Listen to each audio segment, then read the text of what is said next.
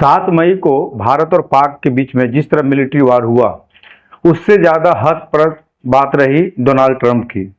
एक शक्तिशाली राष्ट्र का राष्ट्रपति होने के नाते डोनाल्ड ट्रंप ने जिस प्रकार भारत के प्रति अपना व्यवहार रवैया को दिखाया, ये बहुत ही हास्यास्पद है। रीजन यही है क्योंकि आप इतने बड़े शक्तिशाली देश के राष्ट्र के राष्ट्रपति होते हुए अब बचकाना हरकत, एक मामूली बच्चे की तरह बात करना कि हम भारत और पाकिस्तान के बीच में मध्यस्थता कराए हैं, और फिर आके 2 दिन के बाद बोलते हैं कि मेरा उसमें कोई योगदान नहीं रहा है।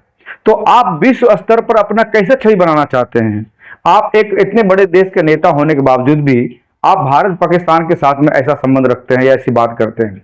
दूसरी बात है इसके लिए, और इस घटनाक्रम से एक बात तो साफ जाहिर हो जाती है कि भारत की जो विदेश नीति है, जिस पर मोदी जी कहते हैं हमेशा कि मेरी विदेश नीति अब तक के सभी सरकारों से बहुत बेहतर है, परंतु कहीं न कहीं उनके इज्जत में, उनके सम्मान में, और भारत की सेना जिस प्रकार जीत की ओर अग्रसर हो रही थी, सारे भारतीय लोगों की एक तरह से दिल की आवाज थी।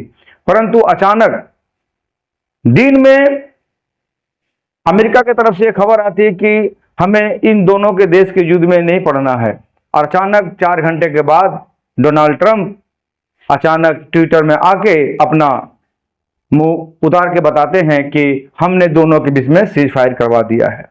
तो इस तरह भारत और पाकिस्तान जो दो देशों के बीच में जो कश्मीर का जो मुद्दा था, कहीं न कहीं अमेरिका ने इसमें जानबूझ कर इंटरफेयर किया है।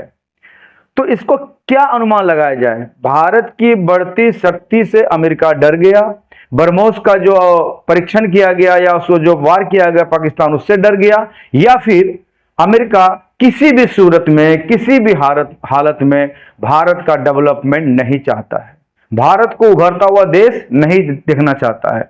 हमारे देश में एक कहावत है कि पानी छान कर और दोस्ती जानकर करनी चाहिए। तो मोदी को भी अपने विदेश नीति को अमेरिका के प्रति जो बना कर रखे हैं, उनको भी इस पर कहीं न कहीं काम करना पड़ेगा, क्योंकि जब ट्रंप का इलेक्शन होता है तो यही मोदी वहां जाके बोलते हैं कि ट्रंप और मोदी भाई है। ये कैसी दोस्ती और कैसा प्यार है कि मुंह पर दोस्ती और पीछे से वार है। तो अगर मेरा ये वीडियो आपको अच्छा लगे, इसको लाइक सब्सक्राइब जरूर कीजिए। नमस्कार, जय हिंद।